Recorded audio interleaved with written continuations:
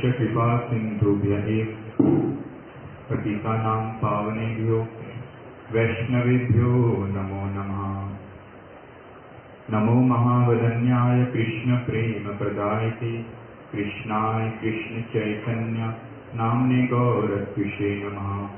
हे कृष्ण करुणा सिंधो दीनबंधो जगत्पते गोपेश गोपिका कांत राधा कांत नमोस्तुते। सप्त कांचन गौरांगी राधे वृंदावनेश्वरी वृषभानुसुते देवी प्रणमामि हरिप्रिये। वृंदाय तुलसी देव्यै प्रियाय केशवस्य च कृष्ण भक्ति प्रदे देवी सत्यवत्यै नमो नमः। श्री कृष्ण चैतन्य प्रभु नित्यानंद श्री अद्वैत गदाधर श्रीवासादि गौर भक्त वृंद। बोलो हरे कृष्ण कृष्ण कृष्ण हरे हरे, हरे राम राम राम हरे हरे।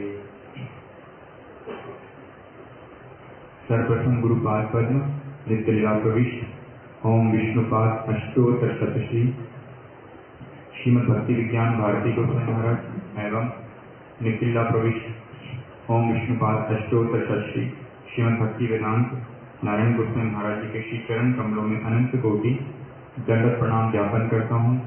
समस्त रूपानुगुण वर्गों के श्री चरण कमलों में अनंत कोटि दंडवत प्रणाम ज्ञापन करता हूँ। श्रीपाद माधव प्रभु के चरणों में मेरा दंडवत प्रणाम। यहाँ पर उपस्थित सभी भक्तों में यथा योग्य प्रणाम। हरे कृष्ण। कल हम लोगों ने श्रीमद् भागवतम के तृतीय स्कंद के अंतर्गत कपिल देवहूति संवाद को श्रवण करना प्रारंभ किया था, जिसमें सर्वप्रथम ब्रह्मा जी के आदेश से कर्दम ऋषि को सृष्टि करने के लिए कहना और उनका एक योग्य पत्नी के लिए भगवान की उपासना, उसके बाद उनकी एक एक करके 9 पुत्रियों का जन्म और फिर भगवान श्री कपिल का उनके यहाँ पर पुत्र के रूप में आना। फिर उसके पश्चात उन्होंने वन को गमन किया और एक दिन माता देवहूति भगवान कपिल को प्रणिपात करके उनको प्रणाम करके उनसे प्रश्न करने लगी। तो उसी श्रृंखला में सबसे पहले जो भगवान कपिल हैं, उन्होंने माता को उपदेश दिया कि इस जगत में जो आसक्ति है वही जीवों के लिए सबसे अधिक दृढ़ बंधन का कारण है, आसक्ति। और उसी आसक्ति, वही आसक्ति यदि भगवान के भक्तों के प्रति, साधुओं के प्रति हो जाए तो क्या हो जाता है, वो मुक्ति का द्वार स्वरूप हो जाती है, वही आसक्ति। तो इसके बाद हम लोगों ने सुना कि उन्होंने फिर साधुओं के लक्षण बताए। सबसे पहले साधुओं के तटस्थ लक्षण, फिर स्वरूप लक्षण। तितिक्षव कारुणिकः सुहृद सर्वदेहिनां अजात शत्रवः शांता साधवः साधु भूषणा। इस श्लोक का हम लोग श्रवण कर रहे थे। सबसे पहले हम लोगों ने श्रवण किया तितिक्षव अर्थात सहनशील, भक्तों का एक गुण बताया सहनशील, जिससे लेके हम लोगों ने कल्पवृक्ष जी से नामाचार्य श्री हरिदास ठाकुर जी का उदाहरण को श्रवण किया था। फिर कारुणिका कि जो भगवान के भक्त हैं उनका हृदय जीवों के दुखों को देख करके दया से क्या रहता है, दया से भरा रहता है, द्रवीभूत रहता है। तो उनका है करुणा से जो भरपूर है, कारुणिका। सुहृदा सर्वदेहिना कि सारे के सारे जो देही हैं, जितने भी प्राणी हैं, जो वैष्णव है वो क्या है, उनके सुहृद हैं। और वास्तव में वैष्णवों के अतिरिक्त कोई और प्राणियों का, जीवों का सुहृद हो ही नहीं सकता। विशेष रूप से नित्य सुहृद, जो सब समय जीवों के नित्य मंगल की कामना करते हैं, उनकी आकांक्षा करते हैं। तो सुहृदा सर्वदेही नाम। फिर अगला हम लोग श्रवण करेंगे अजात शत्रु। एक गुण बताया भक्तों का कि वो कैसे होते हैं, अजात शत्रु। अजात शत्रु मतलब कि वो किसी को भी अपने शत्रु के रूप में नहीं देखते। कोई भी प्राणी हो, कोई भी जीव हो, वो किसी को अपने शत्रु के रूप में नहीं देखते। भले ही कोई उनसे शत्रुता करे, कोई उनसे मित्रता करे, किंतु वो किसी को भी अपने शत्रु के रूप में नहीं देखते। किस कारण से? क्योंकि वो देखते हैं कि जितने भी जीव हैं वो क्या हैं? वो भगवान का अंश है, और भगवान का अंश के साथ में क्या है? वो जो भी उनके अंदर भावना आ रही है वो अपने कर्मों के कारण, अपने कर्म वासनाओं के कारण क्या है? किसी के प्रति शत्रुता अथवा किसी के प्रति मित्रता का भाव रख रहे हैं। किंतु जो वैष्णव वो क्या देखते हैं? वैष्णव देखते हैं उनको एकमात्र भगवान के अंश के रूप में, इसलिए वो किसी को अपने शत्रु के रूप में नहीं देखते। जैसे गुरु महाराज जी कहते थे, अजात शत्रु कौन है? महाराज युधिष्ठिर। वो किसी को भी अपने शत्रु के रूप में नहीं देखते। यहाँ तक कि दुर्योधन को भी क्या बोलते थे? सुयोधन। कि दुर्योधन को क्या बोलते थे? सुयोधन। तो देखने में तो आता है कि जो दुर्योधन है उनसे बैर रखता है, तो दुर्योधन का युधिष्ठिर महाराज के प्रति बैर है, दुर्योधन का युधिष्ठिर महाराज के प्रति शत्रुता का भाव है, किंतु युधिष्ठिर महाराज कभी भी दुर्योधन को शत्रु के रूप में नहीं देखते। तो अजात शत्रु, जैसे प्रहलाद महाराज जी किसी को अपने शत्रु के रूप में नहीं देखते। फिर अगला बताया शांता, कि भक्त कैसे होते हैं? भक्त होते हैं शांत। शांत किस कारण से? क्योंकि जिसके भी हृदय में कामनाएं हैं, जिसके भी हृदय में कृष्ण की सेवा के अतिरिक्त कोई भी कामना है, वो व्यक्ति कभी भी शांत रह ही नहीं सकता। क्योंकि कामनाओं की पूर्ति के लिए जब तक हृदय में कोई कामना है तब तक क्या रहेगा? चित्त अशांत रहेगा। जब कामनाओं की संपूर्ण रूप में पूर्ति हो जाएगी तभी क्या होता है? चित्त शांत होता है। इसलिए कविराज गोस्वामी कह रहे हैं, भुक्ति मुक्ति सिद्धि कामी सकल अशांत। जो भुक्ति कामी है, जो भोग चाहते हैं, स्वर्ग का सुख चाहते हैं अथवा इस जगत के सुख को चाहते हैं, भुक्ति, वो क्या है? वो अशांत है। तब समय उनका चित्त चंचल रहता है कामनाओं की पूर्ति के लिए। भुक्ति मुक्ति, जो मुक्ति की कामना करते हैं उनका चित्त भी अशांत है, क्योंकि हृदय में काम वासना है, कामना है कुछ प्राप्त करने की। और सिद्धि कामी, जो सिद्धि चाहते हैं, अणिमा लघिमा इस प्रकार की जो सिद्धियां हैं, अष्ट सिद्धियां, जो इनकी कामना करते हैं वो भी क्या रहते हैं? अशांत रहते हैं। तो भुक्ति मुक्ति सिद्धि कामी सकली अशांत, कृष्ण भक्त निष्काम अतएव शांत। केवल जो कृष्ण के भक्त हैं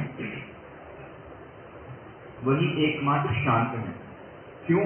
क्योंकि उनके हृदय में जितनी भी प्रकार की कामनाएं हैं, कृष्ण कहते हैं कृष्ण अखिल रसामृत सिंधु।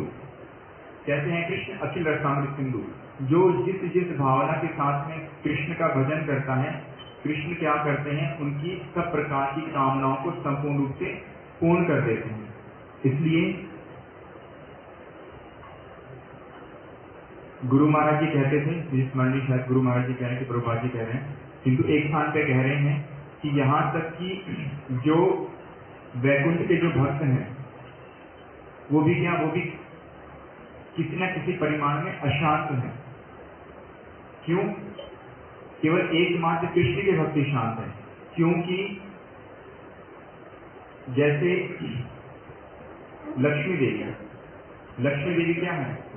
भगवान की शक्ति है, भगवान नारायण की शक्ति है, वैकुंठ की परिकर है, किंतु उनका मन भी क्या है? कुछ परिमाण में अशांत है।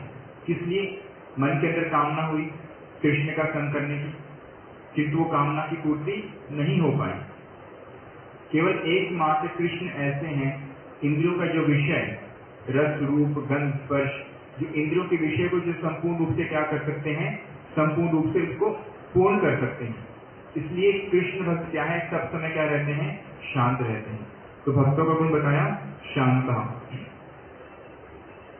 फिर बताया साधु अर्थात सरल। जो भगवान के जो भक्त होते हैं वो सरल होते हैं, उनके अंदर किसी प्रकार की कोई कपटता नहीं होती। जैसे अंदर है वैसे वो बाहर है। उनके अंदर धर्म अर्थ काम मोक्ष की कोई कामना नहीं है, एकमात्र भगवान की सेवा करना चाहते हैं। इसलिए वो क्या है? सरल है। और फिर बताया साधु भूषणा। इसके दो अर्थ हैं, एक तो सुशीलता ही उनका भूषण है, और साधु भूषणा, साधु का अर्थ कर दिया सुशीलता, सरलता, और दूसरा इसका अर्थ क्या, साधु भूषणा, कि जिनके अलंकार स्वरूप, जिनके भूषण स्वरूप क्या है, साधु ही जिनके अलंकार भूषण स्वरूप है, अर्थात साधु है। किंतु साधु का एक गुण क्या बताया कि जो अन्य साधु हैं, अन्य जो वैष्णव है, वो क्या उनके भूषण स्वरूप है, उनके अलंकार स्वरूप है। तो ये तो खैर स्पष्ट ही है, क्योंकि भक्तों का क्या होता है, स्वाभाविक रूप से भक्तों के प्रति प्रीति होती है, इसलिए भक्ति उनका क्या है, भक्ति उनका भूषण है। फिर कह रहे हैं यहाँ पे साधुओं के, साधु का जो स्वरूप लक्षण कि मई अनन्य भावेन भक्ति कुर्वन्ति ये विधाम मत कृते त्यक्त कर्माणि त्यक्त स्वजन बांधवा। जो क्या करते हैं, जो एकमात्र भजनीय वस्तु जान करके मुझ में एकनिष्ठ भक्ति करते हैं, मेरी कैसी अनन्य भक्ति करते हैं, मई अनन्य भावेना, अनन्य भाव से जो मेरी भक्ति करते हैं, कुर्वन्ति ये विधाम, दृढ़ चित्त होकर के जो भगवान की भक्ति करते हैं, और मत कृते त्यक्त कर्माणि त्यक्त स्वजन बांधवा, जो भगवान कह रहे हैं कि मेरे लिए, मेरी सेवा के लिए वो क्या करते हैं, त्यक्त कर्माणि, जिन्होंने सभी प्रकार के कर्मों को त्याग दिया है, और उन्होंने अपने स्वजनों को, बंधु बांधवों को भी क्या किया है, भगवान की सेवा के लिए त्याग कर दिया है। त्यक्त कर्माणि, जैसे कि भगवान गीता में क्या बोलते हैं कि सर्वधर्मान परित्यज्य माम एकम शरणम व्रज। तो कि प्रारंभ में लक्षण क्या बताया भक्ति का, सर्वधर्मान परित्यज्य, जो भगवान के लिए क्या करते हैं, सब प्रकार के धर्मों को, धर्म अर्थात वर्णाश्रम धर्म, कर्म, ज्ञान, योग, जो सब प्रकार के धर्मों को क्या करते हैं, भगवान की सेवा के लिए त्याग कर देते हैं। और त्यक्त स्वजन बांधवा, जो अपने बंधु बांधवों को भी क्या करते हैं, उनके प्रति उनकी जो आसक्ति है उसका भी जो त्याग कर देते हैं, किसके लिए, एकमात्र भगवान की सेवा के लिए। मई अनन्य भावेना, अनन्य का अर्थ क्या है कि भगवान में जो अनन्य चित्त है, भगवान में जो अनन्य चित्त का अर्थ क्या है कि पहला लक्षण बताया उसका कि वो क्या करेगा, वो कभी भी अन्य देवी देवताओं की उपासना नहीं करेगा, एकमात्र अनन्य भाव से क्या करेगा, भगवान का ही आश्रय ग्रहण करेगा। शिव जी, दुर्गा, हनुमान या फिर अन्य जो देवी देवता है उनका आश्रय ग्रहण नहीं करेगा, इंद्र, ब्रह्मा, एकमात्र क्या करेगा, भगवान का ही चरण आश्रय ग्रहण करेगा, मई अनन्य भावेन। दूसरा बताया वो क्या करेगा, कर्म ज्ञान जो अन्य साधन है उनका अवलंबन नहीं करेगा। और तीसरा बताया अनन्य भावी, जो सब समय क्या करेगा, भगवान श्री कृष्ण की ही प्रीति के लिए सारे के सारे कार्यों को करेगा, उसी को कहेंगे अनन्य भक्त। फिर भावेना, जो भाव के साथ में कि साधक का भगवान के प्रति कैसे वाला भाव है, सत्य भाव है, दास्य भाव है, मधुर भाव है, वात्सल्य भाव है, जो इस प्रकार की भावना से क्या करेगा, दृढ़ रूप से भगवान का भजन करेगा। और वो क्या करेगा, भगवान के लिए अपने स्वजनों को, बंधु बांधवों को सबका त्याग करेगा। मदाश्रया कथा मृष्टा शृण्वन्ति कथयन्ति च तपन्ति विविध स्थापा नेतान मदगति चेतः सा एते साधवः साध्वी सर्वसन विवर्जिता संगस्तेषु अस्ते प्रात्यः संग दोष हरा हिते। अब यहाँ क्या बोल रहे हैं, वो सब समय क्या करेगा, मदाश्रया कथा मृष्टा शृण्वन्ति कथयन्ति च, मेरा आश्रय ग्रहण करके सब समय मेरे विषय में क्या करेगा, श्रवण करेगा, मेरे विषय में ही कथा करेगा, मेरे विषय में कीर्तन करेगा। करेगा क्या, सब समय मेरे विषय में श्रवण करेगा, मेरे विषय में ही कीर्तन करेगा। और क्योंकि उसका क्या है, मदगत चेतः, उसका जो चित्त है सब समय मुझ में रमा हुआ है, उस भक्त का चित्त सब समय मुझ में लगा हुआ है, इसलिए क्या करेगा, इसलिए उस कारण से क्या होगा, तपंती विविध तापा, जो विविध प्रकार के जो ताप हैं उसको क्या करेंगे, उसको किसी प्रकार के क्लेश प्रदान नहीं करेंगे, उसको किसी प्रकार के पीड़ापों का अनुभव नहीं होगा। क्यों अनुभव नहीं होगा, क्योंकि चित्त कहाँ पर लगा हुआ है, किस सब समय भगवान में लगे होने के कारण तो आदि दैविक, आदि भौतिक, आध्यात्मिक जो 3 ताप है उसको कभी भी उद्विग्न नहीं करेंगे, उसको तापित नहीं करेंगे। और सा एते साधव साध्वी सर्वसंग विवर्जिता, जो क्या करेंगे? सर्वसंग विवर्जिता। इसका अर्थ बताया कि वो क्या करेगा? धर्म, अर्थ, काम और मोक्ष स्वरूप इन पुरुषार्थों में जिसकी किसी प्रकार की भी आसक्ति नहीं होगी। तो ये जो महात्मा है, ये जो साधु बताया, इनका गुण, ये क्या करेंगे? ये असत्संग से उत्पन्न दोषों को हरण करने में समर्थ होते हैं। कि असत्संग के कारण किसी जीव ने असत्संग किया और असत्संग में पढ़ करके उसने क्या किया? बहुत प्रकार के दोषों को ग्रहण कर लिया असत्संग के कारण। तो उसके कारण उसके जो संस्कार बन गए हैं, उसके संस्कार का नाश कौन करेगा? ऐसे वाले साधु करेंगे। जिस साधु में इस प्रकार के गुण हैं, जब ऐसे वाले साधुओं का कोई जीव संग करेगा तभी क्या होगा? उसके असत्संग के कारण उसके जो संस्कार जो प्रबल हो गए हैं, जो उत्पन्न हो गए हैं, वो क्या होंगे? नाश को प्राप्त होंगे। तो इसलिए क्या कह रहे हैं? इसलिए हे माता, आपको क्या करना चाहिए? सब समय ऐसे साधुओं के संग के लिए ही प्रार्थना करनी चाहिए। प्राप्त है संग दोष, आपको सब समय क्या करना चाहिए? ऐसे साधुओं के संग के लिए ही प्रार्थना करनी चाहिए। तो इस प्रकार से माता देवहूति को पहले साधुओं के लक्षण बताए और फिर अब बता रहे हैं कि किस प्रकार से साधुओं के मुख से हरि कथा श्रवण करने से जीव का प्रारंभ से अभी श्रद्धा भी हुई नहीं, वहां से होते होते किस प्रकार से भगवान की प्रेम भक्ति की प्राप्ति होती है। तो यहाँ पे भगवान कपिल कह रहे हैं कि सताम प्रसंगान्मम वीर्य संविदो भवंती हृदयकरण रसायना कथा तज जोशना आशु अपवर्ग वर्तमनी श्रद्धा रतिर भक्ति अनुक्रमिष्यति। कह रहे हैं कि सताम प्रसंगान मम वीर्य संविदो, भगवान की कथाएं कैसी हैं? भगवान की कथाएं अत्यंत वीर्यवती हैं, अत्यंत बलवान हैं, अत्यंत महिमा से युक्त हैं। किंतु भगवान की कथा वीर्यवती होने पर भी, महिमा से युक्त होने पर भी सबको वीर्यवती नहीं लगती। कब लगेगी? इसलिए यहाँ पे भगवान कपिल कह रहे हैं कि सबसे पहले क्या करना पड़ेगा? सताम प्रसंगान्मम, साधुओं का प्रकृष्ट रूप से संग करना पड़ेगा। प्रकृष्ट रूप से संग करने का प्रभुपाद अर्थ कह रहे हैं कि प्रकृष्ट रूप से सब समय साधुओं का संग करना पड़ेगा और सब प्रकार से असत्संग का त्याग करना पड़ेगा। ऐसा नहीं कि साधुओं का संग भी कर रहे हैं और असत्संग भी चल रहा है। प्रकृष्ट रूप में संग, सब समय प्रकृष्ट रूप क्या करेंगे? साधु का संग करेंगे और असत्संग का क्या करेंगे? त्याग करेंगे। तो सताम प्रसंगान्मम, तो साधुओं का जो प्रकृष्ट रूप में जो संग होगा, सता मतलब साधु जो संत हैं, उनके प्रकृष्ट रूप में संग के परिणाम स्वरूप क्या होगा? मम वीर्य संविदो, संविदो अर्थात ज्ञान होना। किसका ज्ञान होना? कि भगवान अत्यंत महिमा से युक्त हैं, भगवान की कथाएं अत्यंत वीर्यवती हैं। किंतु ये कब होगा? विश्वनाथ चक्रवर्ती ठाकुर कह रहे हैं कि प्रारंभ में जब साधुओं का संग करेंगे तो प्रतिष्ठ रूपेण संग नहीं होगा, क्योंकि अभी जीवों के बहुत प्रकार के अनर्थ हैं। तो प्रारंभ में क्या होगा? अप्रकृष्ट संग होगा। प्रकृष्ट का उल्टा अप्रकृष्ट। तो प्रारंभ में अप्रकृष्ट संग होगा, किंतु वो संग अप्रकृष्ट रूप से भी संग करते करते जब साधुओं के मुख से हरि कथा को श्रवण करेंगे और जब अनर्थ निवृत्ति होगी, अनर्थ निवृत्ति होने के बाद जब साधक क्या होगा? कथा को सुनते सुनते, साधुओं का संग करते करते जब निष्ठा के स्तर पे आएगा, निष्ठा के स्तर पे आने पर ही क्या होगा? साधुओं का प्रकृष्ट रूपेण जो संग है अब प्रारंभ होगा। उससे पहले साधुओं का प्रकृष्ट रूपेण संग जीव के लिए संभवपर नहीं है। तो साधु के मुख से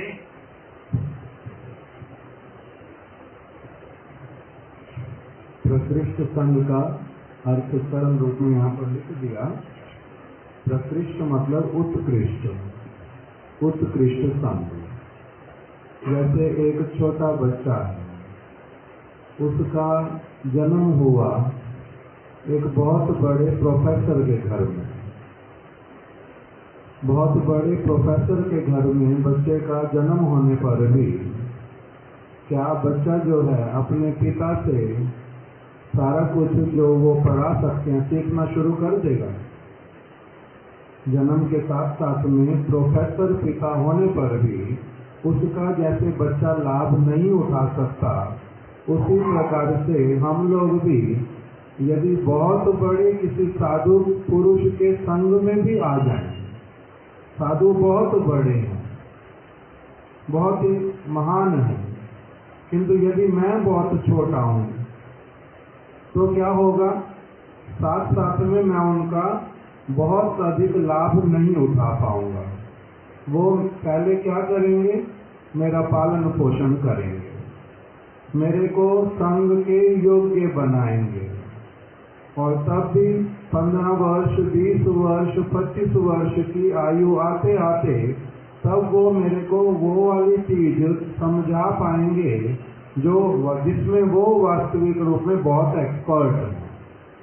उससे पहले मैं नहीं समझ पाऊंगा।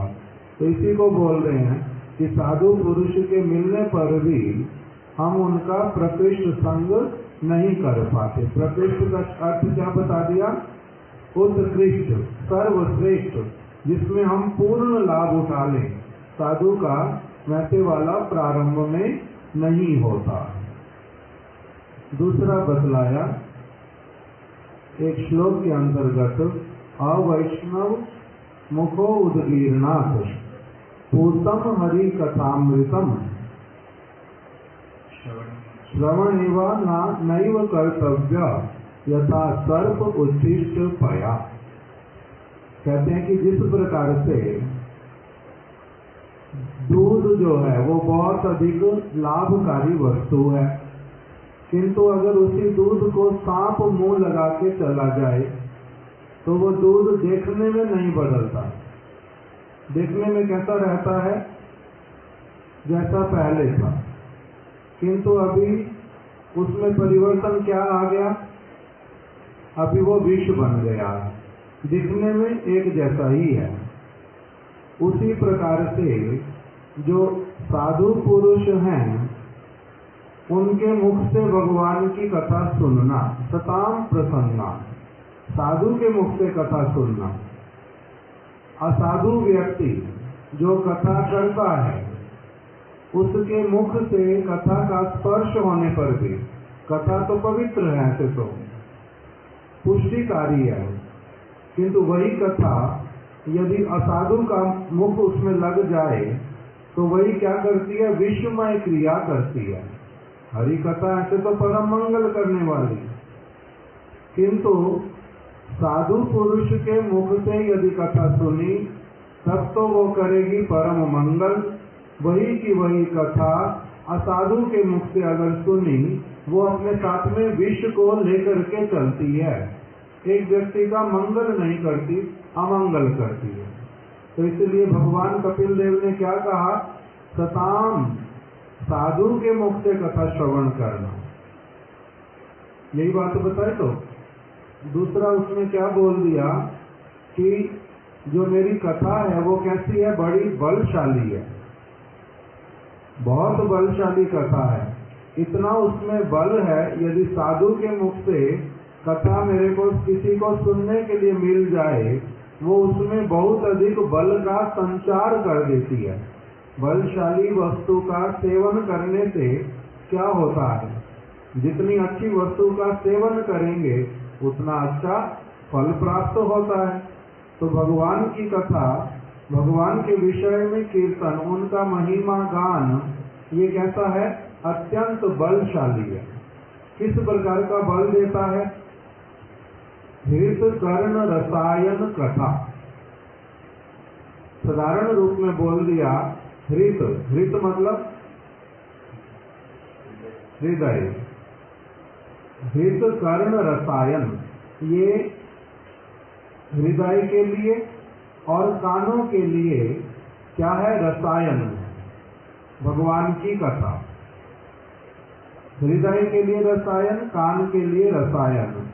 रसायन किसको कहते हैं,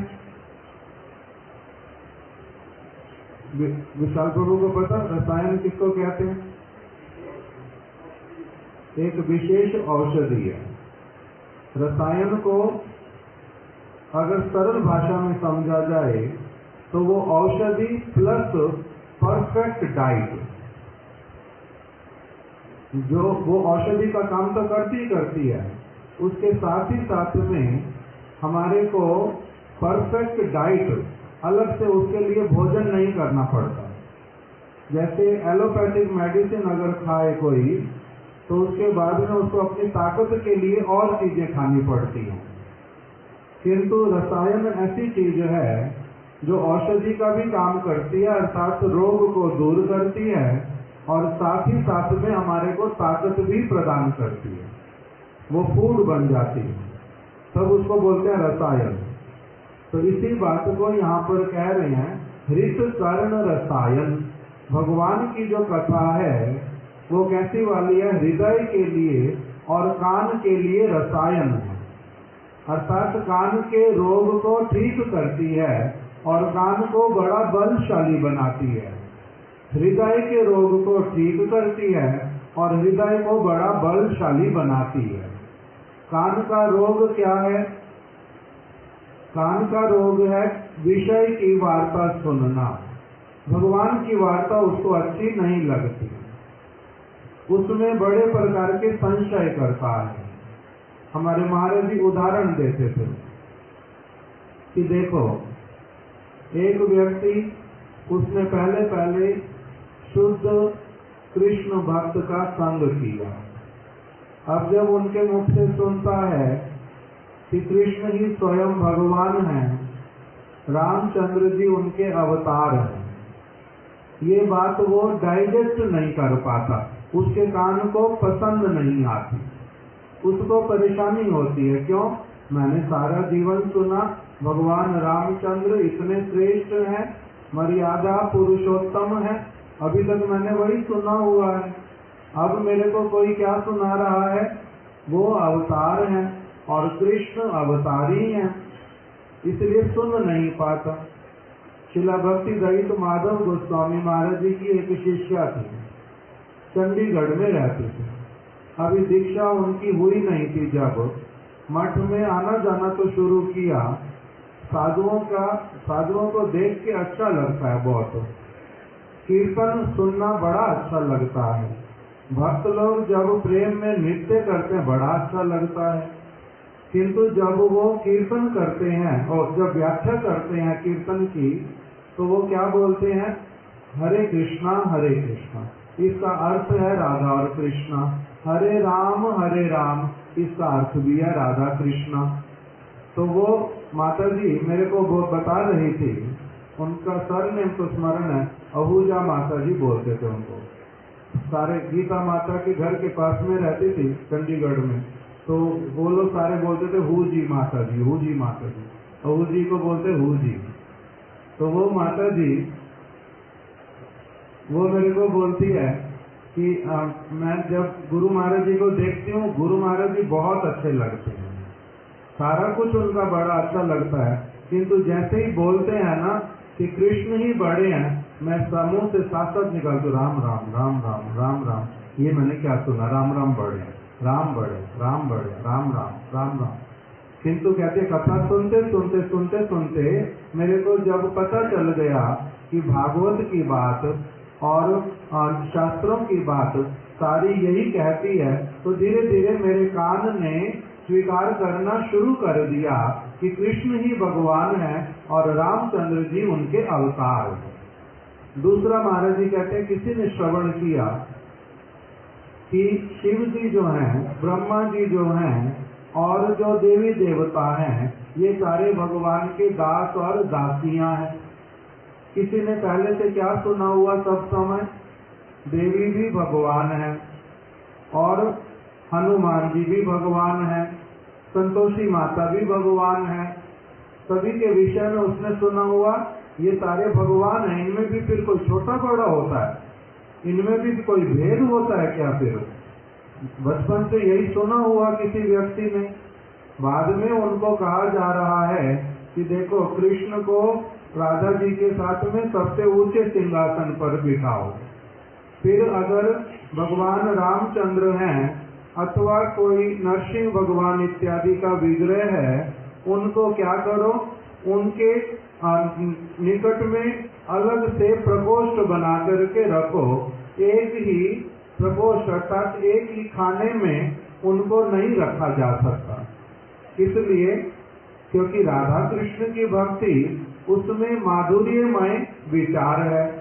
वहां पर राधा जी के भीतर में कृष्ण के प्रति प्रियतम का भावना है, और दूसरी तरफ यदि लक्ष्मी और नारायण को बिठाएंगे, उनके बीच में कौन से वाला भावना है? पति और पत्नी वाला। सीता राम में पति और पत्नी वाला, राधा और कृष्ण में उनमें क्या भावना है? प्रियतम प्रियतमा। तो इसीलिए अलग भावना है, इसलिए इनको अलग अलग रखो। शिव जी अगर हैं साथ में तो उनको क्या करो? भगवान के चरणों में बिठाओ, वो तो भगवान के दास हैं। हनुमान जी को भगवान के चरणों में बिठाओ, वो भगवान के दास हैं। देवी दुर्गा भगवान की शक्ति हैं, उनको भी भगवान के चरणों में बिठाओ। तो जैसे ही सुनता है तो कहते ये कोई बात हुई, मैंने शुरू से सुना हुआ सारे भगवान एक होते हैं, इनमें अंतर नहीं करते हैं।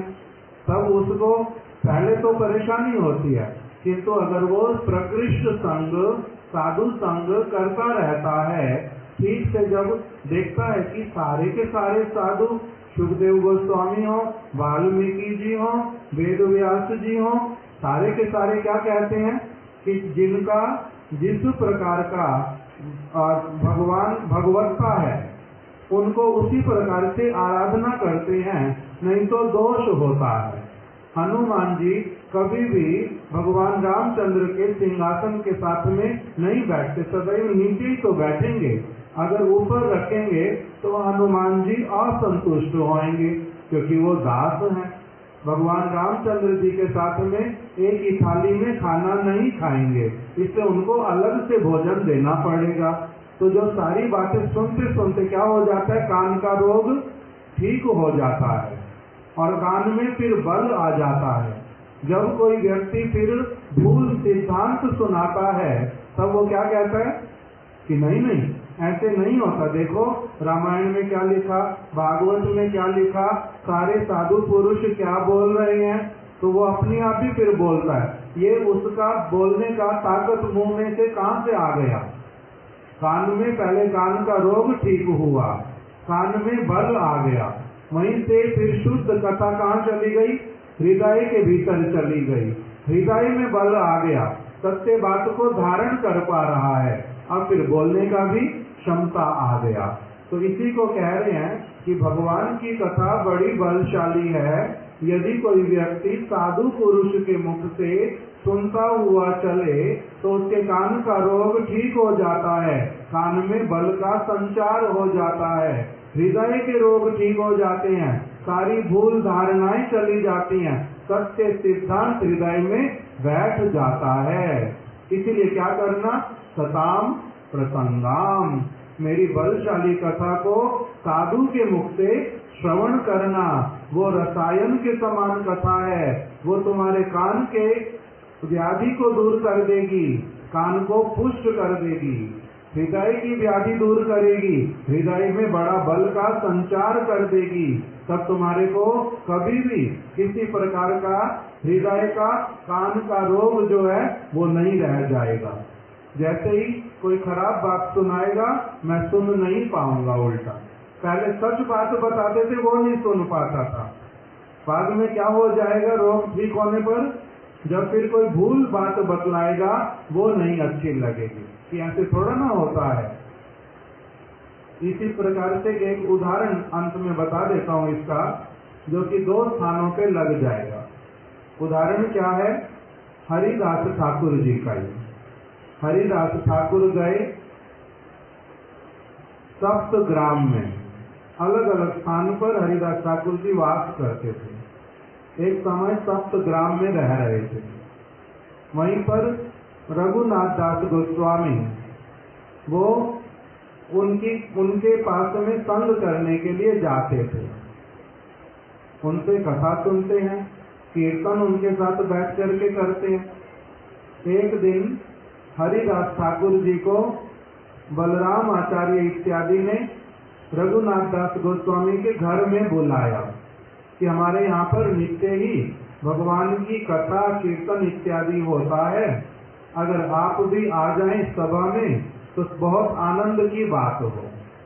हरिदास ठाकुर जी कथा के समय में आ गए, कीर्तन कथा चल रही है, वो भी आकर के बैठ गए। शोभा हो गई सभा की बहुत बड़ी, इतने बड़े भक्त आके बैठे।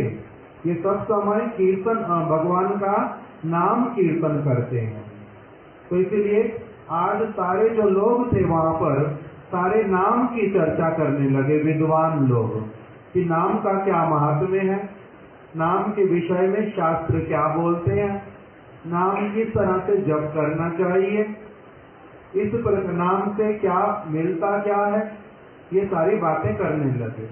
वहां पर हरिदास ठाकुर जी कहने लगे कि नाम का बहुत अधिक महात्म्य है।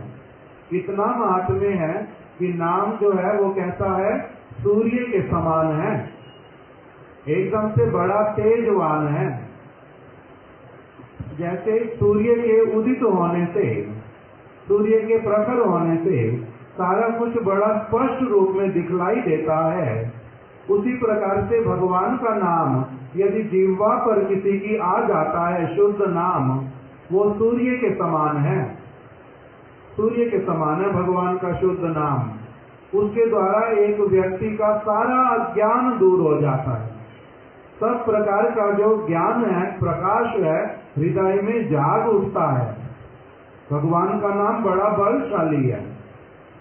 और अगर अभी नाम ना भी हुआ हो किसी का, अगर केवल नाम का आभास हो जाए, अर्थात सूर्य का आभास हो जाए, सूर्य दिन अभी निकला नहीं है, अभी दिन निकला नहीं, रात है, किंतु उसी रात में भय रहता है, कुछ घर से बाहर निकलने में डर लगता है, आंखों से कुछ दिखाई नहीं देता। अगर थोड़ा सा एकदम से अभी उजाला आ जाए, अभी सूर्य तो 1 घंटे 1.5 घंटे बाद निकलेगा, 1.5 घंटा पहले क्या हो जाता है, ब्रह्म मुहूर्त आ जाता है। ब्रह्म मुहूर्त के समय से ही थोड़ा थोड़ा प्रकाश प्रारंभ होता है। सूर्य तो 1.5 घंटे बाद निकलता है, कभी 2 घंटे बाद निकलता है, उससे पहले प्रभात आ जाती है। प्रभात में क्या होता है, सूर्य आएगा उससे पहले ही उसका प्रकाश आ जाता आकाश में, रात समाप्त होनी शुरू हो जाती, भय चला जाता, लोग अपने घरों से बाहर निकलते हैं, इधर उधर जाते हैं। तो इसी प्रकार से हरिदास ठाकुर ने कहा, अगर नाम का आभास भी होना प्रारंभ होता है ना, अभी तो नाम उदित नहीं हुआ, नाम का आभास भी अगर आ जाता है, उसी से क्या हो जाता है, मुक्ति की प्राप्ति हो जाती है, नाम के आभास से। और जब शुद्ध नाम होता है तब क्या होता है, कह रहे केवल मुक्ति नहीं, उससे तो भगवान के परिकर, भगवान का धाम, भगवान की लीलाएं, वो सारा कुछ एक साथ में प्राप्त हो जाता है शुद्ध नाम होने से। किंतु नामाभास का भी बड़ा फल है। क्या फल बता दिया नामाभास का? नामाभास का क्या फल बताया? उससे मुक्ति हो जाती है। तो वहां पर एक ब्राह्मण बैठा था, एकदम से कथा के बीच में बोल उठा, क्योंकि उसका कान का रोग है, अभी कान में बल का संचार नहीं हुआ था, इसीलिए एकदम से बोल उठा बड़े ही अशालीनता के साथ में कि क्या मूर्ख जैसी बात कर रहे हो, नाम का आभास होने से मुक्ति मिल जाएगी, कैसी पागल वाली बात बोल रहे हो। किसको बोल रहे हैं? हरिदास ठाकुर को। कैसी पागल वाली बात बोल रहे हो, जिस मुक्ति को प्राप्त करने में योगियों को हजारों जन्म लग जाते हैं, तुम क्या कह रहे हो, केवल मात्र नाम का आभास होने से मुक्ति मिल जाएगी। तो हरिदास ठाकुर ने बड़े ही शालीन भावना से कहा, ये देखो ब्राह्मण, मैं तो शास्त्र की बात बोल रहा हूँ, शास्त्र मतलब भगवान, शास्त्र मतलब भगवान की वाणी, भगवान ऐसा कह रहे हैं, मैं तो शास्त्र से बोल रहा हूँ ना। तो वो कहते मैं नहीं मानता किसी शास्त्र को आपके, शास्त्र में लिखा, अगर शास्त्र में नहीं लिखा हुआ ना मैं तुम्हारा नाक और कान काट दूंगा। ऐसे ही फालतू की बातें बोल रहे हो, शास्त्र में लिखा है। तब हरिदास ठाकुर ने बोला शास्त्र में अगर ना लिखा हो ना मैं अपना नाक और अपना कान अपनी आप काट लूंगा। अब इस प्रकार का जो अवस्था हुआ उस ऐसी वाली जहाँ पर हॉट डिस्कशन हो जाए, कोई व्यक्ति उदंडता कर बैठे, उस सभा में क्या हो जाता है, फिर हाहाकार मच गया। अब सभी लोग उस ब्राह्मण को अपमान करने लगे कि मूर्ख कहीं का, चुपचाप बैठ नहीं सकता था, तेरे को बहुत सारा शास्त्रों का ज्ञान है।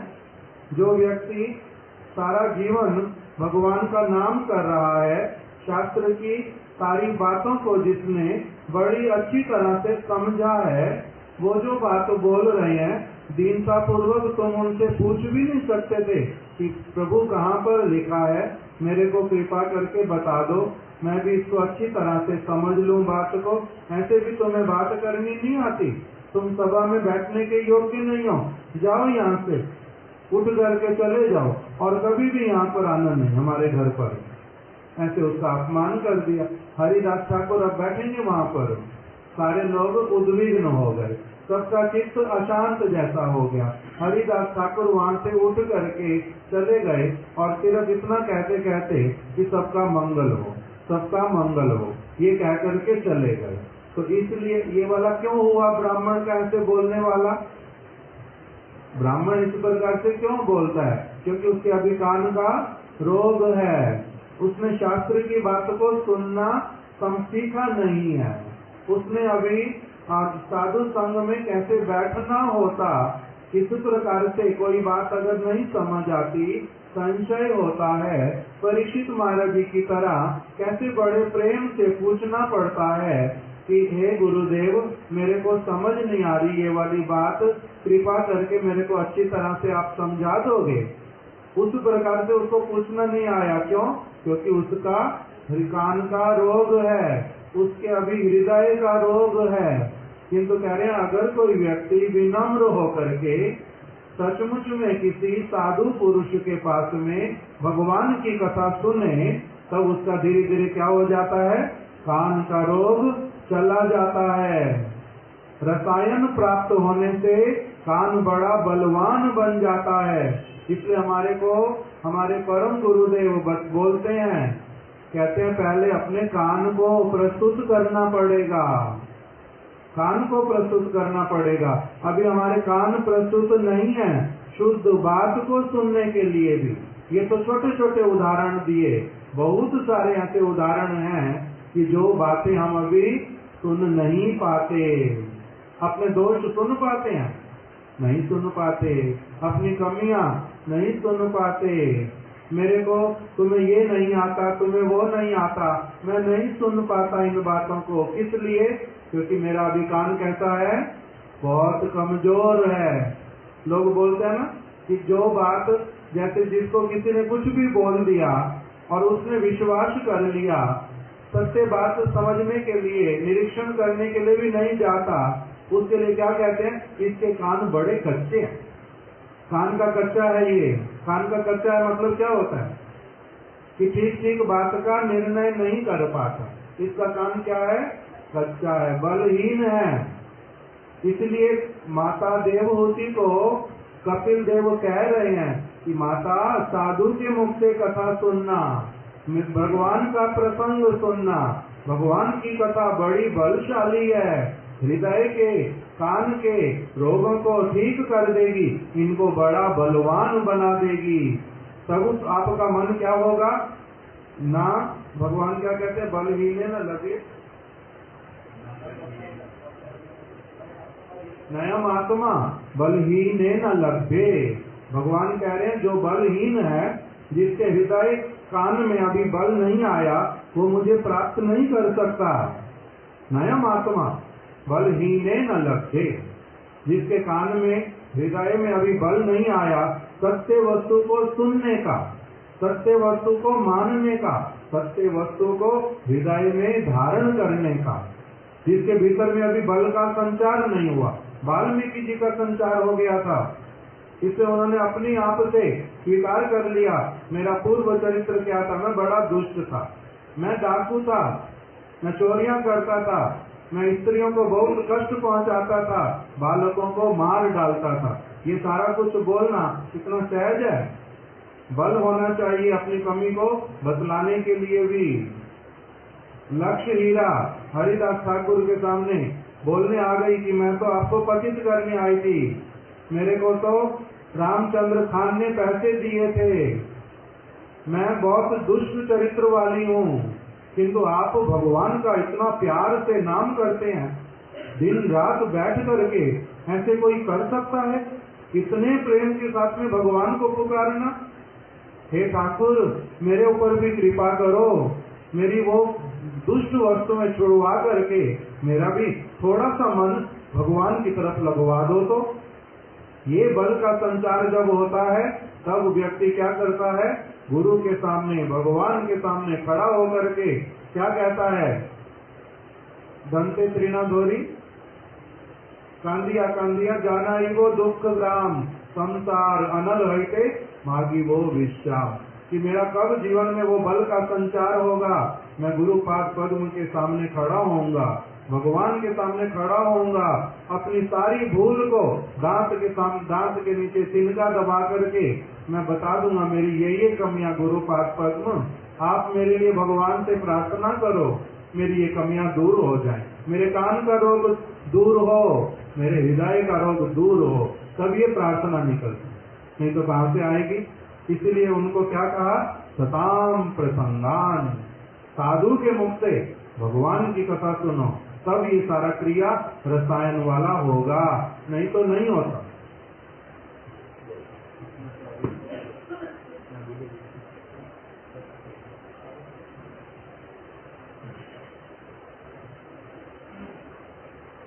तो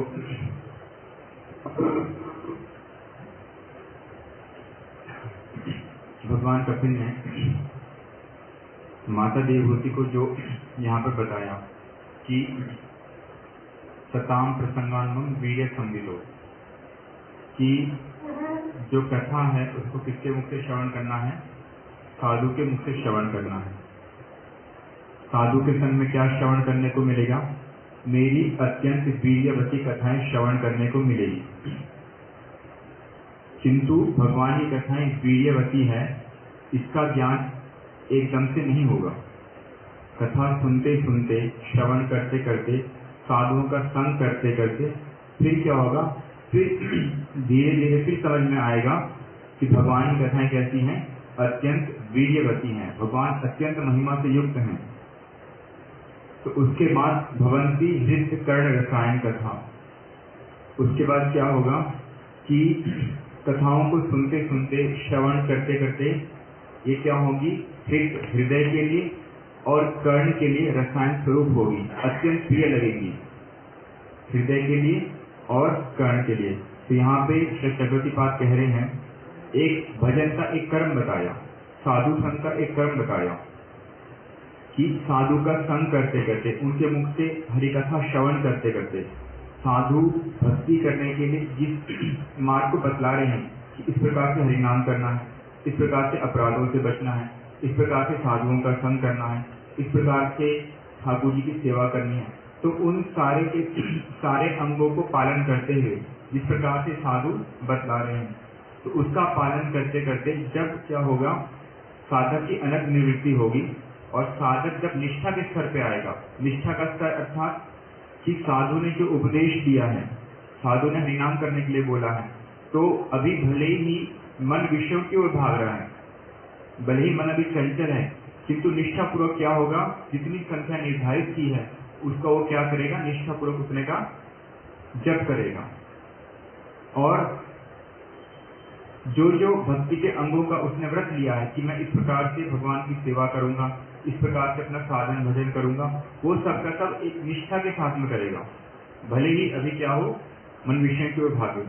तो ऐसे होते होते फिर क्या होगा, साधु के मुख से भी कथा को श्रवण करते करते धीरे धीरे फिर क्या होगा, साधुओं की जो हरि कथा है वो क्या होगी, कानों को और हृदय को प्रिय लगने वाली होगी।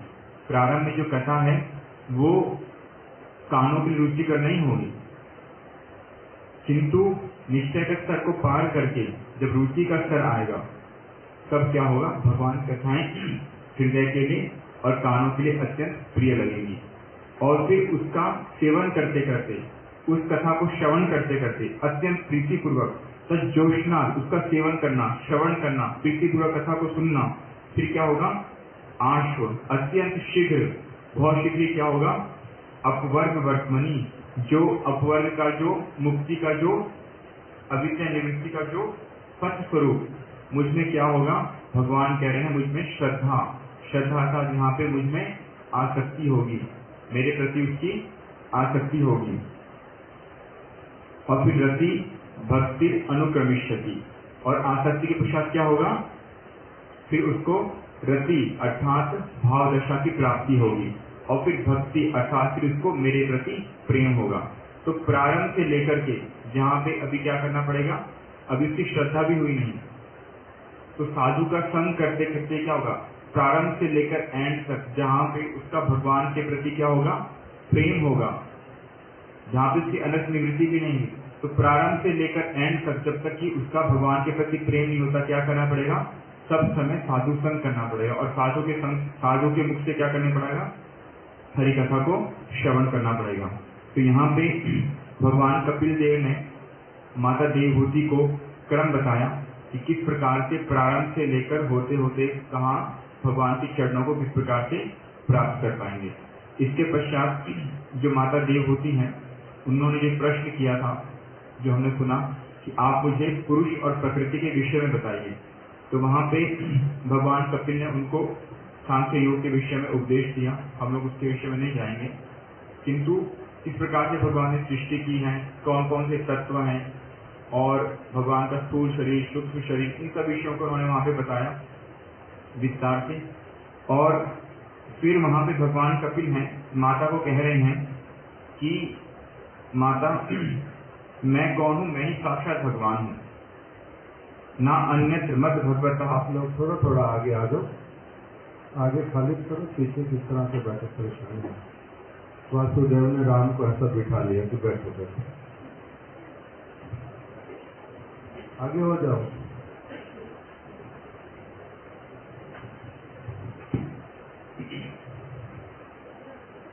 तो भगवान कपिल देव माता को कहते हैं कि ना अन्यत्र मत भगवतः प्रधान पुरुषेश्वरा आत्मनः सर्वभूतानां भयं तीव्रम निवर्तते, कि माता मैं ही कौन हूँ, मैं ही वही साक्षात भगवान हूँ। मैं ही क्या हूँ, प्रकृति एवं पुरुष अवतार, प्रकृति और पुरुष अवतार अर्थात कारणोदक्षाय विष्णु आदि का पुरुष अवतार, जितने प्रकार के पुरुष अवतार होते हैं उनका नियंता हूँ। मैं समस्त प्राणियों की आत्मा हूँ, और मेरे अतिरिक्त और किसी का आश्रय लेने से, अगर किसी और का आश्रय लोगे मेरे अतिरिक्त, तो कभी भी इस भीषण मृत्यु रूप संसार भय से छुटकारा नहीं मिल सकता। तो वहां पे भगवान कपिल क्या बोल रहे हैं, सब कुछ छोड़ के क्या करना पड़ेगा, मेरा ही सब प्रकार से आश्रय लेना पड़ेगा।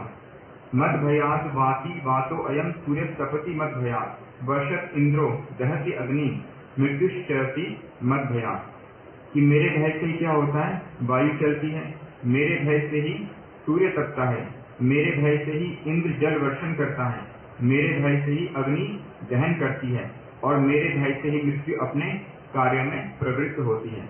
तो जो जो देवता जिन जिनको मैंने जिन जिन कार्यों में नियुक्त किया है वो सब के सब क्या होते हैं, मेरे भय के कारण ही सारे के सारे कार्य करते हैं। मृत्यु भी मेरे भय के कारण, जो काल चक्र है वो भी मेरे भय के कारण, इंद्र जो वर्षा करता है मेरे भय के कारण, तो सब कुछ मेरे भय के कारण ही सब कुछ चल रहा है। इस प्रकार से फिर वहाँ पे कपिल भगवान माता देवहूति को सांख्य योग का वर्णन करते हैं, और सांख्य योग का वर्णन करने के बाद वहाँ पे जीव की जो अधोगति होती है वो किस कारण से होती है उसके बारे में बता रहे हैं, कि जीव किस प्रकार से अपने जो पूर्व जन्मों के जो उसने पाप किए हैं अथवा जो उसने पुण्य किए हैं, पाप पुण्य जो भी किया है तो उसका फल भोगने के लिए किस प्रकार से उसका माता के गर्भ में प्रवेश होता है, इस विषय को थोड़ा सा श्रवण करेंगे। तो भगवान कपिल माता को कह रहे हैं कि जीव भगवान की प्रेरणा से और अपने किए हुए पूर्व कर्मों का फल भोगने के लिए माता के गर्भ में क्यों आएगा? अपने कर्मों का फल भोगने के लिए। तो उसको फिर क्या होगा? देह की प्राप्ति होगी। किंतु कैसे होगी? सबसे पहले पुरुष के माध्यम से क्या होगा? वो स्त्री के गर्भ में उसका प्रवेश होगा। उसके बाद जो जीवात्मा है वो वीर्य कण के साथ में एक रात में माता के रज में उसका मिलन होता है। उसके बाद 5 रातों में, एक रात के बाद 5 रात में क्या होगा? वो जो जीवात्मा है वो एक बुलबुले का रूप धारण करती है। उसका जो शरीर जो बनना प्रारंभ हो रहा है एक बुलबुले का रूप धारण करता है। उसके बाद 10 दिन में फिर कैसा हो जाता है? वो एक बेर के फल के आकार का, कठोर और उसके साइज का, उसके आकार का हो जाता है।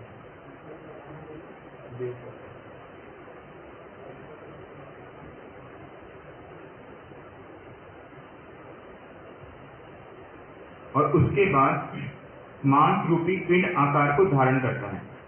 फिर उसमें मांस आना प्रारंभ होता है, एक मांस की पिंडी।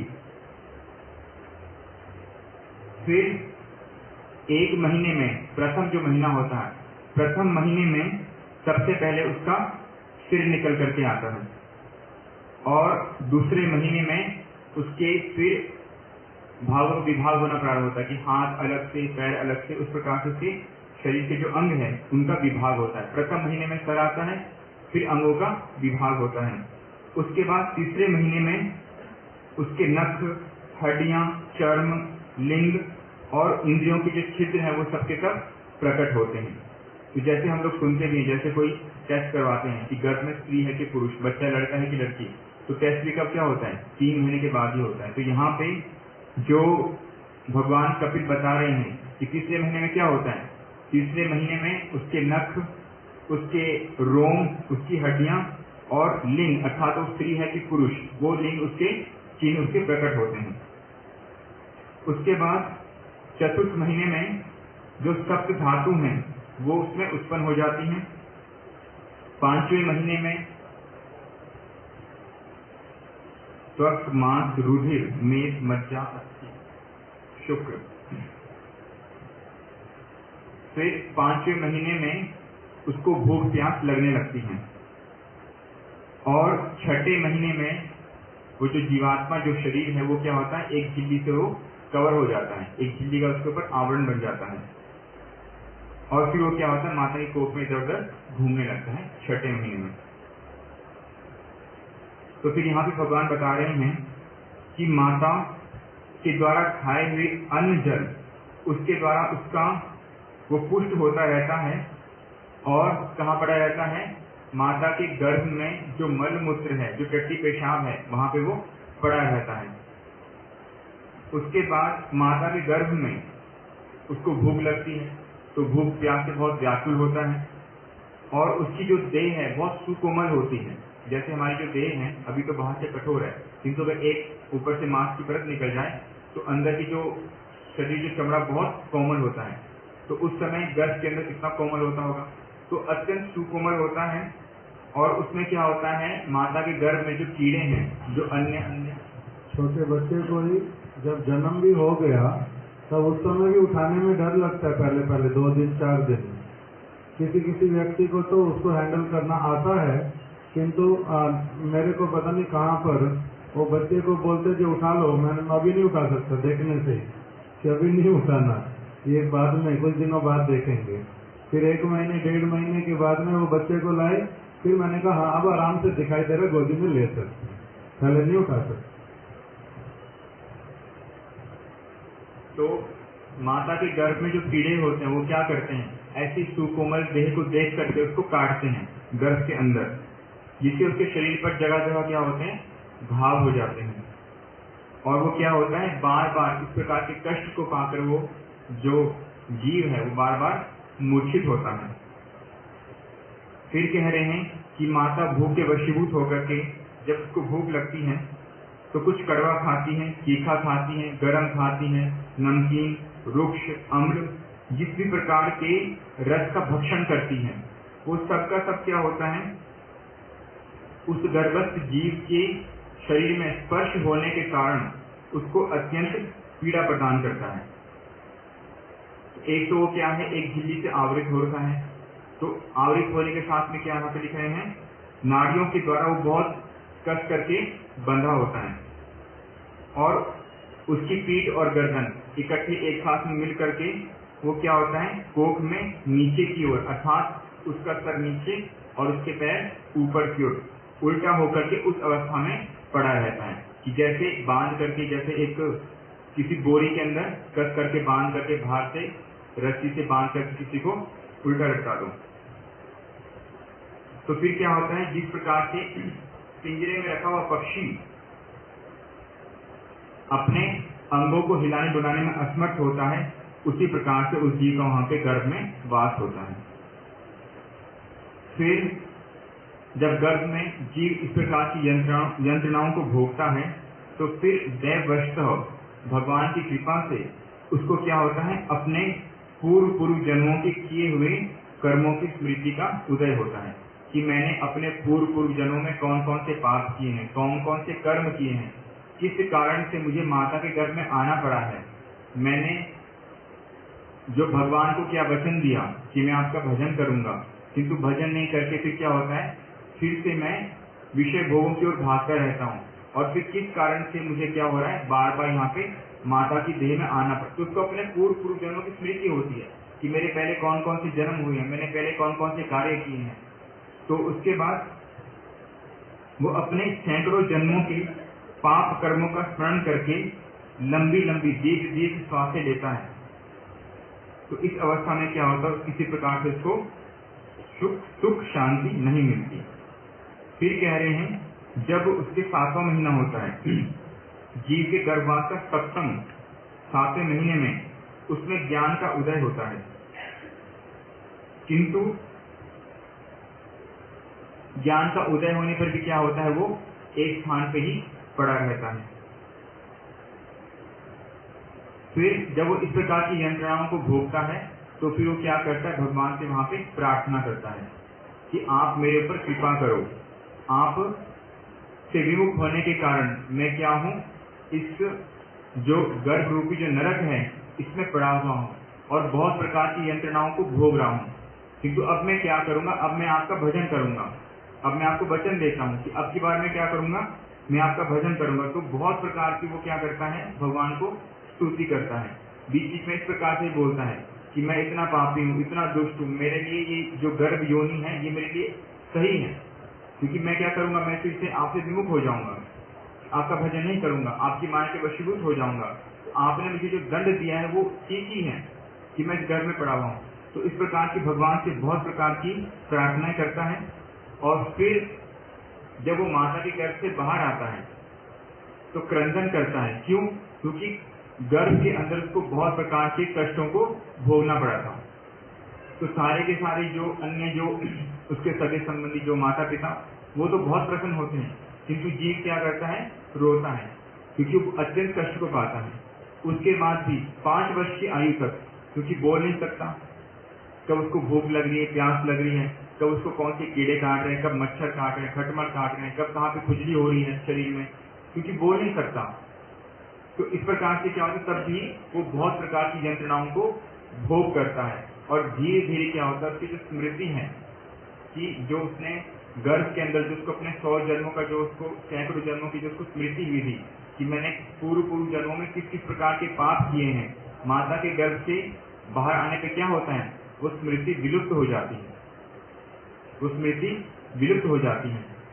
जैसे कि हम लोग सुनते हैं सुखदेव गोस्वामी पाद जब माता के गर्भ में थे, यद्यपि वो तो मुक्त महापुरुष हैं और अपनी इच्छा से माता के गर्भ में है, किसी कर्म का फल को भोग करने के लिए भी नहीं है, किंतु तब भी क्या है, वो माता के गर्भ से बाहर आना नहीं चाहते।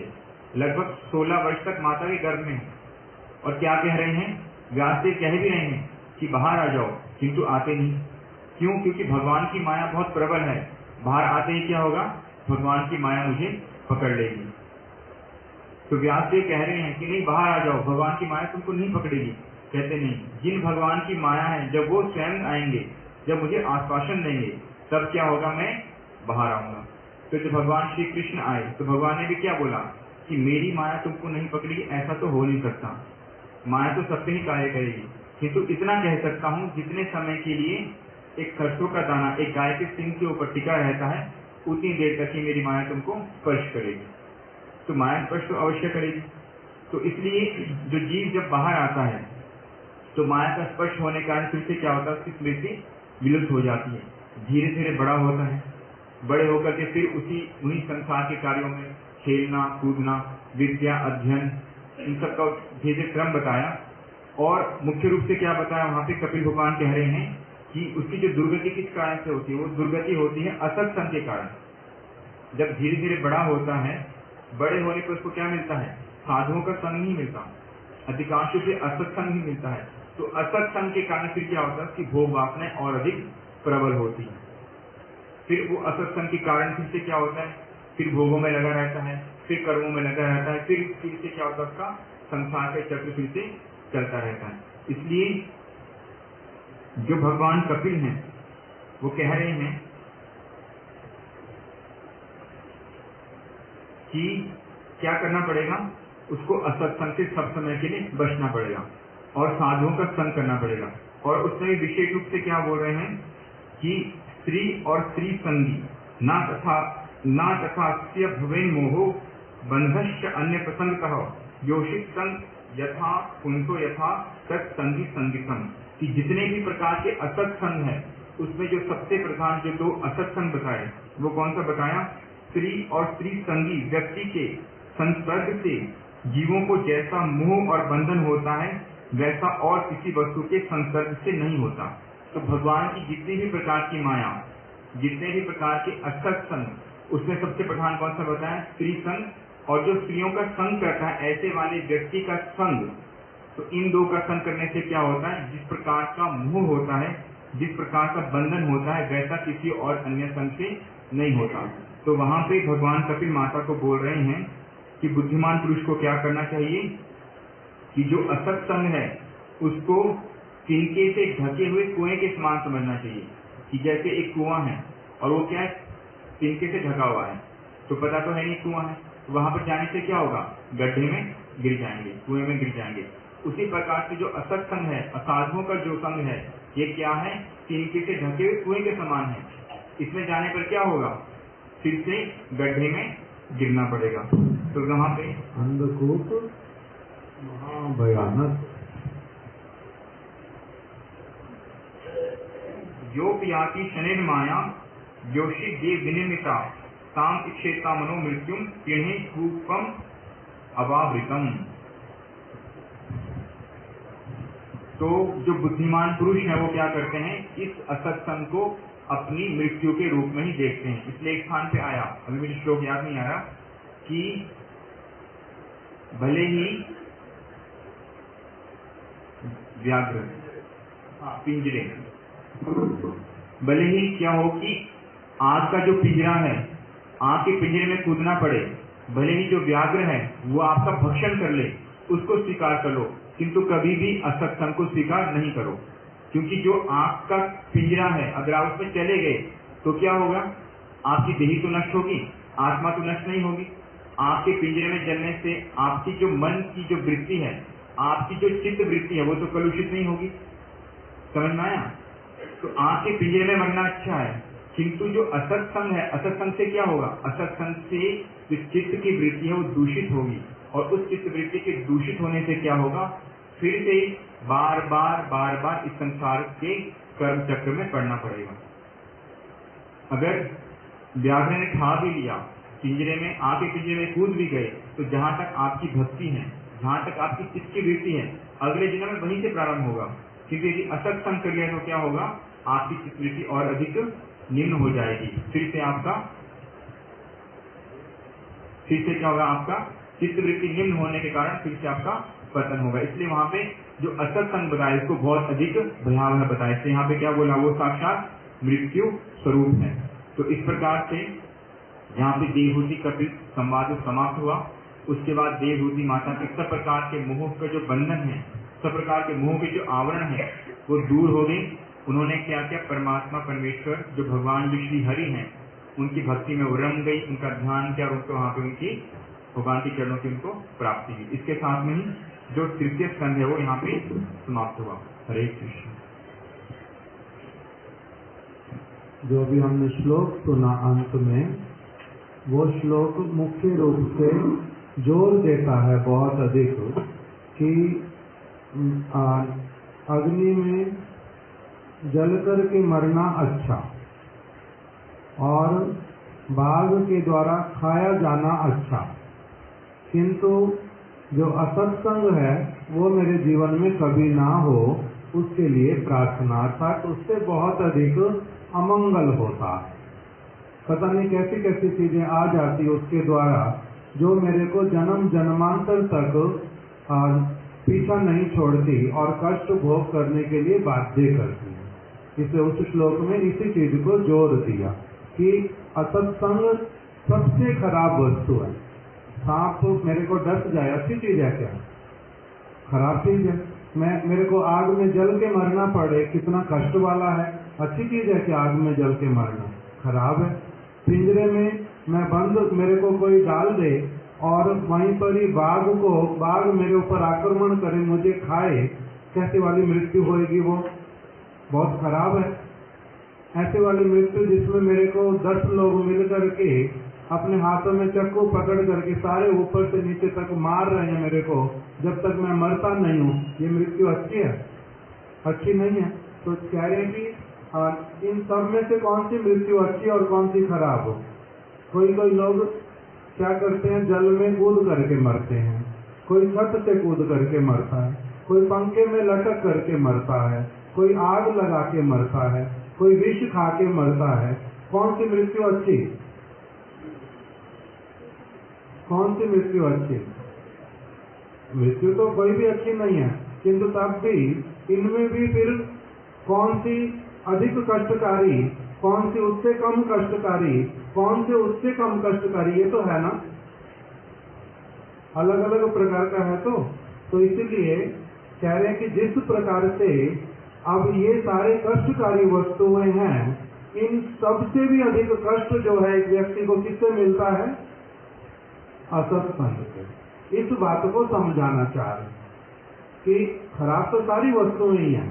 आग में जल के मरना खराब, पिंजरे में व्याध के द्वारा खाया जाना खराब, और नदी में डूब करके मरना वो बहुत खराब, पंखे से लटक करके मरना खराब, करंट लग जाए उसके द्वारा मृत्यु हो वो खराब। किंतु असत्संग जो होकर के एक व्यक्ति का परमार्थ से मृत्यु होना, वो कह रहे सबसे खराब मृत्यु। उस प्रकार का माता देवहूति को भगवान कपिल देव ने बताया। अर्थात माता असत्संग जो है भूल करके भी कभी नहीं करना। वो कैसे वाला है? अंधकूप के समान है, महाभयानक है अंधकूप, ढके हुए ऐसा कुआं जिसमें जल नहीं है, ऐसा कुआं जो पूरा सूखा हुआ है, कितने वर्षों से वहां पर कोई गया ही नहीं, उसमें अंदर बाहर चारों ओर दीवारों के बहुत अलग अलग प्रकार की घास उगाई है, उसमें सांप हैं, बिच्छू हैं, ऐसे वाले कुएं में, और चलते चलते पता भी नहीं चलता कि कुआं है वो। एकदम से अगर किसी का दुर्भाग्यवश उसके ऊपर पांव पड़ जाए तो क्या होगा? उसके अंदर चला जाएगा, और फिर उसके अंदर जाकर के भयानक चीजें क्या है? सांप है, बिच्छू है, डसेंगे, उठने का भी कोई उपाय नहीं है। अंधकूप का मतलब क्या होता है? जिसके आसपास में कोई लोग भी नहीं होते, जो तुम्हारी चीख पुकार सुन करके तुम्हारे को निकाल भी सके। तो इसलिए वो अंधकूप के समान।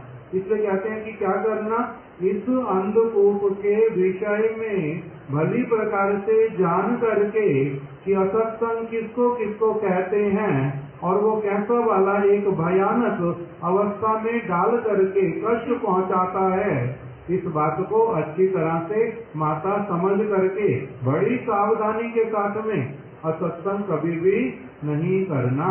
सताम प्रसंगान मम वीर्य संविदो। मेरे जो सत्पुरुष हैं, जो साधु पुरुष हैं, उनके मुख से नित्य निरंतर उनका संग करते हुए प्रकृष्ट संग करना।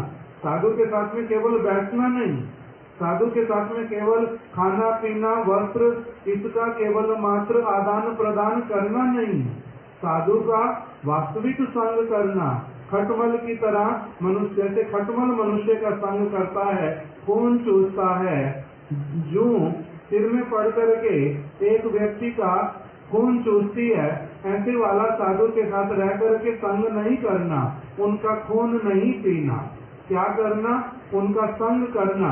फिर संग केवल ऐसे नहीं करना जैसे ट्रेन में बैठते हैं यात्रियों के साथ में, जब तक बैठे बैठे, जब उतर गए तो उतर गए। बस में बैठे यात्री बड़े सारे मिले, मिले तो मिले, नहीं मिले तो नहीं मिले। 4 बैठे यात्री तो भी मेरा क्या जाता है, 50 बैठे तो भी मेरा क्या जाता है, मेरी सीट होनी चाहिए। किंतु मैंने हृदय से उनका संग नहीं किया। सब्जी खरीदने गया, कपड़े खरीदने गया, और कुछ खरीदने गया, पैसे दिए, सामान खरीदा, 2 मिनट प्यार से बातचीत भी की, किंतु मन में उनके प्रति कोई आसक्ति नहीं है, मन में उनके साथ में कोई संबंध नहीं हुआ, उनके साथ में उनके प्रति मेरा कोई विशेष एप्रिसिएशन, ये सब कुछ नहीं हुआ। इसको भी फिर संग नहीं कहते। एक साथ में रहते हैं, एक घर में एक साथ में रहने पर भी यदि कभी प्यार से बातचीत ही नहीं होती, जैसे लोग पीजी में रहते हैं, 2 लोग इस कमरे में, 2 लोग उस कमरे में, 2 लोग उस कमरे में, किसी से कोई लेना देना ही नहीं है, केवल रहते हैं, तुम रहते हो मैं भी रहता हूँ, संग किंतु करते नहीं। बातों का आदान प्रदान, अच्छी बातें बार बार स्मरण करना, स्मरण कराना, यदि ये सब नहीं करते तब फिर संग कैसा हुआ? तो इसलिए कह रहे हैं साधु पुरुष का संग करना, उनके साथ में प्रीति पूर्वक व्यवहार करना, उनके हृदय को समझने का प्रयास करना, उनकी सेवा करना। हे माता, यदि ऐसा करोगी ना, तब आपको जिस वस्तु की प्राप्ति होएगी उसका मैं आपको मुख के द्वारा वर्णन करके भी नहीं बता सकता। थोड़ा सा साधु संग करने का ही बहुत बड़ा लाभ है। व्याध को नारद जी का, एक शिकारी को नारद का थोड़ी देर का संग मिला था, उसकी पाप प्रवृत्ति चली गई। पहले वो पशुओं को अधमरा मार करके बड़ा प्रसन्न होता था, बाद में एक चींटी तक को भी नहीं मार सकता। पहले एक जो भोजन आहार इत्यादि था वो बहुत अपवित्र वाला था, किंतु बाद में फिर जो बहुत भगवान को निवेदित किया हुआ अच्छा भोजन मिलने पर भी उसमें से केवल उतना ही लेता है जितनी उसको केवल आवश्यकता है। पहले व्यर्थ की बातें हजारों करता था, बाद में क्या हो गया? व्यर्थ की एक भी बात करने के लिए समय तक नहीं है, उसका जीवन ही पूरा परिवर्तित हो गया। इस प्रकार से साधु का संग थोड़ा सा भी यदि किसी को प्रकृष्ट संग, वास्तविक संग हो जाए, उसका जीवन जो है परम सुखमय, परम पवित्र, आनंदमय हो उठता है। इसलिए माता क्या करना? असत संग थोड़ा सा भी हो जाए, विष की एक बूंद अगर कोई पान कर ले उसी से ही मृत्यु होती है, ज्यादा पान करना पड़ता है। असत्संग थोड़ा सा भी एक व्यक्ति यदि करे उसका बहुत बड़ा हानि होता है, और सत्संग यदि अमृत का थोड़ा सा भी पान कर ले उसके द्वारा बहुत बड़ा लाभ होता है। तो इसलिए माता क्या करना? सदैव सत्संग करना, असत्संग को सदैव अपने से बहुत दूर रखना। इस प्रकार से करने से आपका क्या होगा? भगवान के प्रति प्रेम प्रारंभ होगा, भगवान के प्रति आपकी भावनाएं बढ़ती जाएंगी, साधु का संग बड़ा अच्छा लगेगा। जिस दिन नहीं मिलेगा उस दिन विलाप करोगी, जब मिल जाएगा आनंद से नृत्य करने लग जाओगी, आपको वो जीवन बन जाएगा आपका, और उसके बिना आपको जीवन की कल्पना भी करना अच्छा नहीं लगेगा। और उस ऐसा करते करते अपनी आप से भगवान के साथ में ऐसा प्रेम उत्पन्न हो जाएगा कि जिस प्रेम को आपके बिना देखे, जैसे भोजन करते हैं, भोजन मैंने कर लिया, मेरे अंदर के मैकेनिज्म ने, सिस्टम ने कैसे उसको भीतर में डाइजेस्ट किया, कैसे उसको रक्त में परिवर्तित किया, कैसे उसको कहाँ पर क्या भेजना वो कर दिया, मुझे पता चलता है क्या? मुझे नहीं पता चलता। अपनी आप से होता है, भगवान की इच्छा से। जहाँ पर उसका रक्त बनना वो अलग तरह से वो रक्त बन जाता, जहाँ पर मल बनना वो अपने आप मल बन जाता, जहाँ पर उसने मांस बनना वो मांस बन जाना, जहाँ पर हड्डी मज्जा इत्यादि बननी वो बन जाती। मेरे को थोड़ा ना कुछ करना पड़ता है, मैंने केवल क्या किया? भोजन किया, बाकी सारी प्रक्रिया अपनी आप हो गई। इसी प्रकार से साधु पुरुष का संग करना, वो करने से अपनी आप से बहुत सारी क्रियाएं हो जाएंगी, पता भी नहीं चलेगा। तुम्हारा क्या हो जाएगा? बल का संचार, रक्त का निर्माण, भगवान की प्राप्ति, बहुत अच्छा मस्तिष्क और सब प्रकार के दुखों का दूर होना, ये अपनी आप हो जाएगा। आप केवल क्या करना? सब समय साधु पुरुष के मुख से मेरी कथा को श्रवण करना।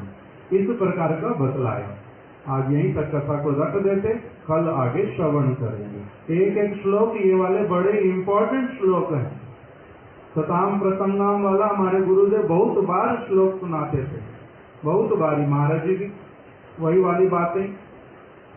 और दूसरा अभी जो इन्होंने श्लोक उठाया कि किस प्रकार से बालक माता के गर्भ में आता, कैसे उसका विस्तार होता, किस प्रकार से प्रार्थनाएं करता, क्या वहाँ पर कष्ट है, कैसे फिर वो कहता है मैं सब समय भगवान का भजन करूंगा। यही हम कह के आए। इसलिए भक्ति विनोद ठाकुर जी कहते हैं कि जीव जागो बोलिया ऐसे,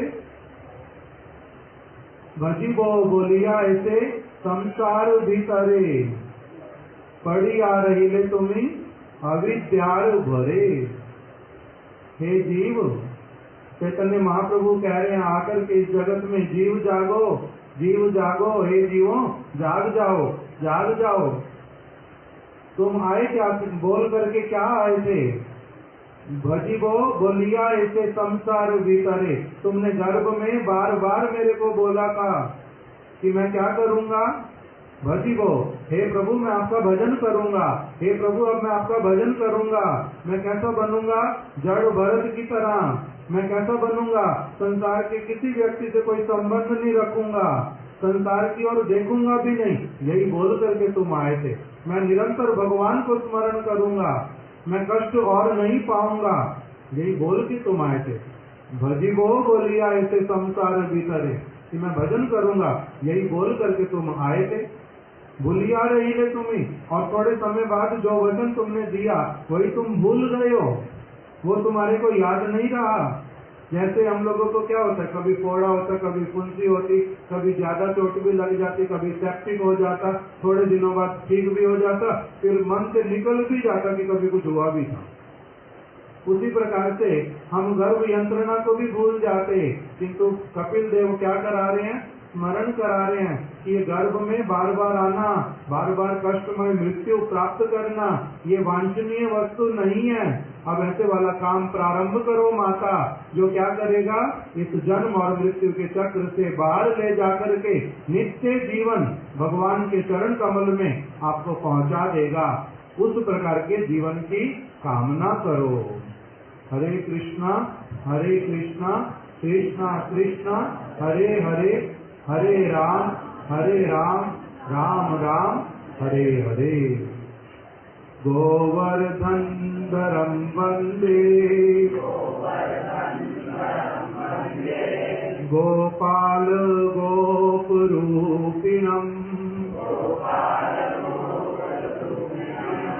गोकुलो उत्सवमीशानम्, गोविंदं गोपिका प्रियम्, गोवर्धन धरम वंदे, गोपालं गोपरूपिणम्,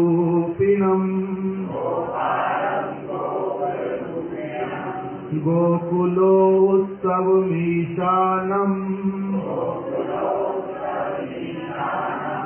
गोविंदम गोपिका प्रियम।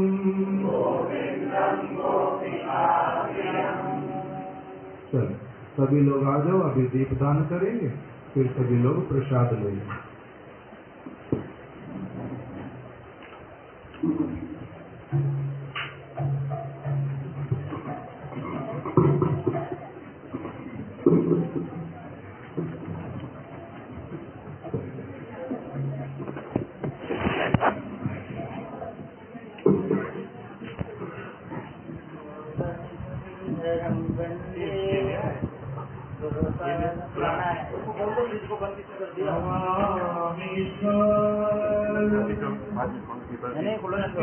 आएंगे, काम करेंगे तो यहाँ पे